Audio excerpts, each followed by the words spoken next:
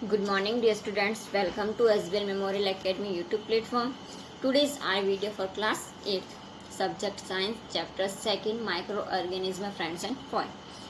आज हम इस चैप्टर का लास्ट टॉपिक पढ़ रहे हैं नाइट्रोजन साइकिल 2.7 पेज नंबर 38 से।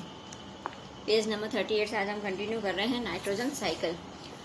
Our atmosphere contain about 78% of nitrogen which exists in molecular form as N2. Nitrogen is an essential constituent of living organism. हमारा जो एटमॉस्फेयर है, हमारा जो वायुमंडल है, उसमें लगभग 78% क्या है, नाइट्रोजन है, जो कि क्या है, मॉलिक्यूलर यानी कि अणु के रूप में है, जिसको हम N1 के रूप में मौजूद हैं। और नाइट्रोजन क्या है, नाइट्रोजन क्या है, जीवित रहने के लिए जो भी जीव होते हैं उनके लिए क्या है, अनिवार्य है, यानी कि एसेंशियल है। ठीक है, फिर है it is an important components of protein, nucleus acids, chlorophyll and many other compounds. और इसके अंदर प्रोटीन है, न्यूक्लिक एसिड है, क्लोरोफिल है और कई ऐसे कंपाउंड्स है जो कि क्या है, इम्पोर्टेंट कंपोनेंट्स है। The atmospheric nitrogen cannot be used in its elemental form directly by plants and animals. It has to be converted into compounds of nitrogen like nitrates. ठीक है, अब जो इसे नाइट्रोजन को क्या करना पड़ता है, हमें एटमॉस्फेयर के अंदर नाइट्रोजन का जो यूज़ है वो सीधे पौधों और जानवरों के द्वारा नहीं किया जाता है। इससे नाइट्रोजन के जो कंपोनेंट्स होते हैं जैसे नाइट्रेट्स है, इसके अंदर इसको चेंज करना पड़ता है। ठीक है, certain bacteria and blue-green algae present in the soil do this process of conversions. Once nitrogen is converted into usable, it can be taken up by plants from the soil through their root system. Then these compounds are used for the synthesis of plant proteins and other compounds. Animals in turn get these proteins from the plants on which they feed. अभी मैंने आपको बताया था कि nitrogen का use direct plants और animals नहीं करते हैं, वो इसका जो कंपाउंड्स होता है उसके अंदर इस नाइट्रस, उसके अंदर इसको चेंज करना पड़ता है। ठीक है, मिट्टी के अंदर जो बैक्टीरिया और जो ब्लू या ग्रीन कलर के जो फंगस होते हैं या जो शैवाल होते हैं, ये क्या करते हैं, ट्रांसफ़र की प्रोसेस करते हैं। ठीक है, एक बार जब नाइट्रोजन क्या होने लग जाती है, यूज़ होने जैसी हो जाती है कि हम इसका प्रयोग कर सकते हैं, इसके कैपेबल है, तो पौधे क्या जो प्लांट्स होते हैं वो क्या करते हैं, जो इनका जो रूट सिस्टम होता है वो उसके माध्यम से ही क्या करते हैं, मिट्टी से उसको ग्रहण करते हैं। ठीक है, फिर इन कंपाउंड्स का जो यूज़ किया जाता है वो प्लांट्स के द्वारा प्रोटीन और दूसरे कंपाउंड्स के लिए किया जाता है। इसके बदले में जो एनिमल्स होते हैं ये प्रोटीन उन पौधों से प्राप्त करते हैं जिन पर वे क्या करते हैं, भोजन ग्रहण करते हैं। ठीक है, it has to be changed to nitrates before it can be used by plants. Plants can use the nitrogen in the form of nitrates to make proteins, and animals get their nitrogen from plants protein when they eat plants and plants products. But how is nitrogen gas changed into nitrates? We understand it by looking at the diagram given ahead. अब plants क्या करते हैं, plants के द्वारा इनका जो use किया जाता है, इस करने से पहले क्या करते हैं, नाइट्रेट्स में इसको चेंज करते हैं। और जो प्लांट्स होते हैं वो प्रोटीन बनाने के लिए क्या करते हैं, नाइट्रोजन का जो यूज़ है वो नाइट्रोजन के रूप में कर सकते हैं। और जो एनिमल्स और जो प्लांट्स होते हैं और प्लांट्स के जो भी प्रोड्यूसर्स होते हैं वो इसको खाने पर क्या करते हैं, पौधे के जो प्लांट्स होते हैं उनके प्रोटीन से अपना नाइट्रोजन प्राप्त कर लेते हैं। लेकिन नाइट्रोजन गैस को नाइट्रेट में कैसे बदला जाता है, इसे हम आगे एक डायग्राम के द्वारा समझते हैं। ठीक है, अब सबसे पहले आता है डीके बैक्टीरिया यानी कि क्षय कीटाणु, जीवाणु।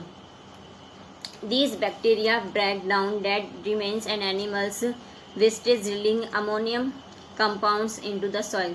This process is called ammonifications. ये जो बैक्टीरिया होते हैं ये क्या करते हैं, किससे, जो डेड रिमेन्स होते हैं, जो मरे हुओं का जो अवशेष होता है और जानवरों के जो वेस्ट रिलीजिंग होते हैं, जो अपशिष्ट पदार्थ जो होते हैं, उनको तोड़कर ये क्या करते हैं, अमोनियम कंपाउंड्स को मिट्टी के अंदर छोड़ देते हैं। और इसी प्रोसेस को हम क्या बोलते हैं, अमोनिफिकेशंस भी कहते हैं। हिंदी में इसको अमोनीकरण कहा जाता है। नेक्स्ट पेज पे आइए। अब एक नाइट्रोजन साइकिल का एक डायग्राम दे रखा है, ठीक है। हवा में नाइट्रोजन है 78% है, ठीक है। अब ये सब इसके घटक है, इसके कंपाउंड्स हैं जो इसका यूज़ करते हैं, ठीक है। फिर आता है सेकंड, नाइट्रीफाइंग बैक्टीरिया, यानी कि these bacteria in the soil change ammonia into nitrates. Ammonia is another chemical that contains nitrogen.